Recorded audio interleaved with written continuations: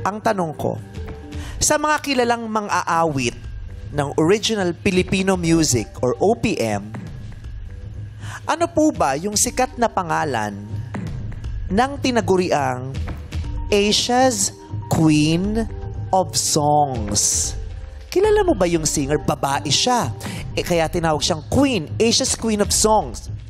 Pinasikat niya yung kantang A Million Thanks to You, My Love. Anong pangalan nung mang-aawit ng kantang yon? Bibigyan kita ng 5 segundo. Sabihin mo ang pangalan. Pag nasabi mo ng tama, 100,000 piso. Sino ang Asia's Queen of Songs? Shirley, sagot. Pilita Corrales.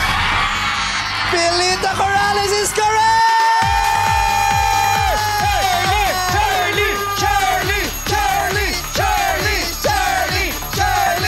Shirley! Shirley! Shirley! Shirley! Shirley! Shirley! Nanay Shirley, nanalo ka ng 100,000 pesos. Gusto mo ba i-alarma ka namin? No, pwede. 100,000! Wow! Salamat po.